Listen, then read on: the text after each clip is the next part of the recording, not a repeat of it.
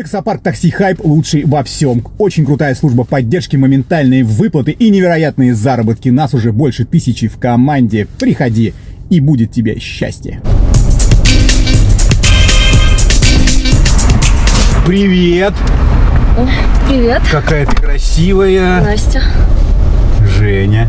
Только ты дверку не закрыла, нас продует. А мне нельзя болеть. Господи. Я застегну пуговицу, а то мало ли мне надо быть. А то мне нельзя болеть. Как добралась? Отлично. Хорошо? Да. Прекрасно. Какой-то у тебя лук такой интересный. А смотри, у меня шапка подходит под твою сумку и под твою кофту. Какой ты наблюдательный. Да, у меня просто очки, и я в них хорошо вижу. Со зрением проблемы, да? Ну, когда снимаю очки, да. Oh my. А когда одеваю, то нет, я же говорю, как ты хорошо выглядишь. Я такого никогда и не видел. Спасибо, приятно слышать. А мне приятно видеть. Я еще думал, одевать очки или нет. А сейчас понимаю, что лучше бы я правильно сделал, что их одел. А линзы как вообще носишь? То ли у меня пальцы толстые, то ли глаза узкие, то ли просто линзы дорого стоят, и я пока хожу в очках. Вот я еще не определился с причиной, почему я без линз. Но мне нравятся больше очки. Мама говорит, что в очках мне лучше. И мама тебе советует. Семочка, что-то мне подсказывает, если Семочка так не перестанет себя вести, жертвы непременно... Ну, она не советует, но она сказала, что в очках мне лучше. А ты что думаешь?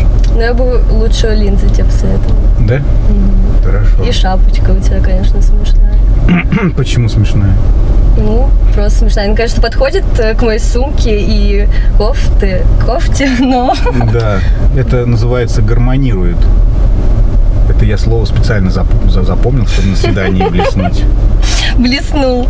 Да? Блеснул, да. Ты тоже очень блестишь. Я даже чувствую, как у Люблю меня зрение блистать. улучшается потихоньку. Может быть, хоть музыку включим, а то сидим в тишине. Если мы включим музыку, то я буду отвлекаться на музыку. У меня просто болезнь Проблема. такая, я не помню, как она называется. Да, я не могу два дела одновременно делать и две информации в разные уши воспринимать. О, Господи. А ты как-то, да, выглядишь странно. Ты писал в анкете, что ты бизнесмен успешный. Ну, ты понимаешь, я тебе хочу сказать, что я немножко забежал в будущее. Я планирую стать успешным бизнесменом. И я все для этого делаю. Я хочу в будущем открыть самую крупную в России IT-фирму. Мы будем заниматься софтом, безопасностью и так далее. Если ты в этом что-то понимаешь, я могу тебе рассказать. Что ты понимаешь? Сколько тебе лет вообще? Мне 41. 41, и ты хочешь только в будущем открыть свою IT-компанию? Ну, Я уже, вот мне 20, я уже на пенсию выйду к этому возрасту, когда ты что-то откроешь. Ты знаешь, у меня есть... Ну, я же много сижу в компьютере. Вот. И в интернете много нахожусь. Вот. И я столько прочитал историй про то, как люди и в 60, и в 70, и даже в 80 лет достигали успеха, что я понимаю, у меня еще вся жизнь впереди. И я тебе обещаю, я клянусь тебе, что Клясться не надо. я клянусь просто, я вижу, что я тебе, конечно, очень понравилась. но очень понравилось. клясться не И нужно. главное, ты и маме моей тоже очень понравишься. Вот я тебе серьезно говорю. Ты понимаешь, какая история? Я могу поклясться на справочнике 1С программирования, что я стану очень успешным и известным. Но только нужно просто немножко потерпеть и подождать. Ну, не готова ждать. И где ты вообще, у тебя квартира хотя бы есть? Где ты понимаешь, живешь? Я... Надеюсь, не с мамой. Вот до прошлого года я жил с мамой. Но мама сказала, что мне пора жить самостоятельно.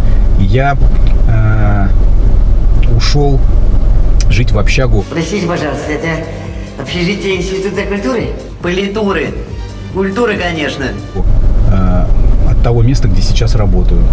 в этой Общежитие в 41 год? Да, у меня там еще живет 2 кошки, Маруся и Кыся.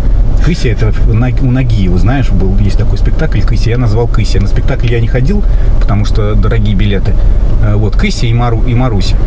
Вот, и один попугай. У вас в морозилке бутылка водки. О, попугай красавчик. Он, правда, шумный очень сильно и какает много. Вот. Очень интересная информация, конечно. Да, он какает много. И я уже сказал, что он какает много. Вот, и есть с этим небольшие трудности, но ты знаешь, когда приходишь, сначала, конечно, не очень, но потом принюхиваешься буквально минут за 40, и можно жить вполне себе. А где ты работаешь? Я работаю на заводе «Красный партизан» системным администратором. Если слышала, сисадмин. Слежу, чтобы один кривой конфиг в одном ключевом месте не разорил к ебеням всю контору. Вот, блядь, чем я занимаюсь. Ну, сисадмин Да, есть такая, да, да. знаю. Я вот работаю, и параллельно я вот планирую открыть свою фирму, чтобы стать... К скольки годам? Ну, я не знаю, но я надеюсь, лет за 10-15 у меня все получится. Но это же не так Главное много. надеяться. Ну, ты же сможешь в это время, я не знаю, там с мамой моей пока пообщаешься, посидишь, а я пока... 15-10 лет? Ну да. Ну да, так об этом говоришь. Нет, я пока к такому была не готова. Ты просто в анкете писал, что ты успешный бизнесмен. Я представляла образ другого мужчины, совсем уверенного в себе, а пришла на свидание совсем с другим человеком. Оказалось. Слушай, ты знаешь, мне вот очень повезло. Я даже не ожидал, что у меня будет такая девушка. Потому что я свои фотографии, информацию о себе размещаю соответствующую с реальностью, а не как ты видишь. Ну, я же просто немножко... Вводишь в заблуждение. Нет, ну я же немного в будущее просто заглянул. Ну, немного. Ты, получается, ввел в заблуждение, обманул. Будешь моей девушкой? Мы пока только знакомимся, пока я к такому точно не готова. Во-первых, ты меня обманул. Во-вторых, у тебя вообще другие фотографии на сайте знакомства были. А девушка-то вообще у тебя была до этого? До тебя? Вообще просто вот за 40 лет. Ну... Сколько у тебя было девушек? Один раз в 7... Женат, может, ты был? Нет, мама сказала, что мне еще рано жениться. Рано в 40 лет жениться? Нет, но она это говорила раньше, а сейчас не знаю, что она думает. Я же с ней не живу теперь. Ну, ты год назад только от нее съехал. Это да. Это да. Девушка у меня была один раз в 7 классе. Я пригласил свою одноклассницу на танец. И я сказал, будешь моей девушкой? Она сказала, да. Но потом она переехала в другой район и в другую школу пошла учиться. И я остался без девушки.